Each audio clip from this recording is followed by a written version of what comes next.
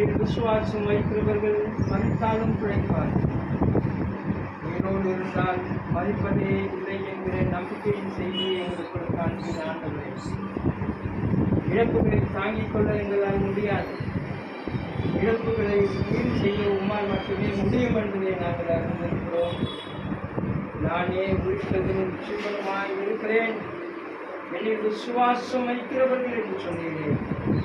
நாங்கள் இப்பொழுது உண்மை புகழ்ந்து போனவர்களாய் உண்மை விசுவாசிக்கிறோம். உயிர்த்தெழுந்ததின் நம்பிக்கையை நீர் எங்களுக்கு தருவீராக. வசனம் சொல்லுகிறது போல மரணம் என்பது ஒரு முடிவு அல்ல, அது கிறிஸ்துவுக்குள்ளான புது வாழ்வின் துவக்கம். அதை அண்ணன் அவர்கள் பெற்றுக் கொண்டிருக்கிறார்கள். மரணம் என்பது ஒரு முடிவு அல்ல, கிறிஸ்துவுக்குள்ளாய் நாங்கள் பெற்றுக்கொள்கிற ஒரு புதிய நம்பிக்கை. உங்களுடைய வருகையிலே அவர் மூளைக்கு விடுவார். உயிரோடு இருக்கிற நாங்களும் எதிர்கொண்டு அவரை தரிசிப்போம் என்பதை நம்பிக்கை. மரணம் என்பது முடிவு அல்ல, அது நாங்கள் கற்றுக்கொள்கிற ஒரு பாடம்.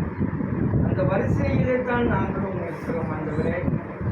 ஆனால் அருமை அண்ணனை நீர் அழைத்துக் கொண்டிருக்கிறீர், அது உங்களுடைய சித்தம் என்று நாங்கள் விசுவாசிக்கிறோம். திருச்சபையில் அவர் ஆற்றிய பணிகள் அருமை ஆயர் ஐயா சொன்னது போல ஆயர்களிடம், திருச்சபை மக்களிடம், சமூக ஆர்வலர்களிடம் அவர் பெற்றுக்கொண்ட அன்பு, அரவணைப்பு எல்லாவற்றையும் இந்த வேலையிலே நினைவு கூறுகிறோம். கடைசியாக என் உடல் நல குறைவில் என்னை பார்க்க வருகிறேன் என்றவரை இப்பொழுது இதையே ஆண்டவரே வருந்துங்க ஆண்டவரே. அருமை மகனுக்காய், மருமகனுக்காய், குடும்பத்தின் உறவுகளுக்காய் நாங்கள் உண்மை நோக்கி பார்க்கிறோம். உலகம் தரக்கூடாத அன்பை, சமாதானத்தை நான் உங்களுக்கு கொடுப்பேன் என்று சொன்னேன். அப்படிப்பட்ட சமாதானத்தை நீ கொடுக்க வேண்டுமாய் வேண்டிக்கொள்கிறோம்.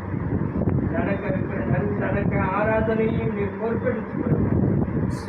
இவரை நாங்கள் புதைக்கப் போவது, விதைக்கப் போவது அந்த நம்பிக்கையிலே இவர் நீர் வரும் பொழுது உயிர் தேடுவார் என்கிற நம்பிக்கை ஆறுதலையும் குடும்பத்தின் மக்களும் நண்பர்களும் சமூகத்தினரும் சிறப்பாக ஆண்டவரே டிஎம்கேவில் அவர் பணியாற்றிய பணிகளையும் கூட நாங்கள் நினைவு கூறுகிறோம். தம்மை பொறுப்பெடுத்துக் கொள்கிறார். இயேசுவின் நாமத்தில் பிதாவே, சேர்த்து சொல்லுவோம். பரமண்டலங்களில் பிதாவே,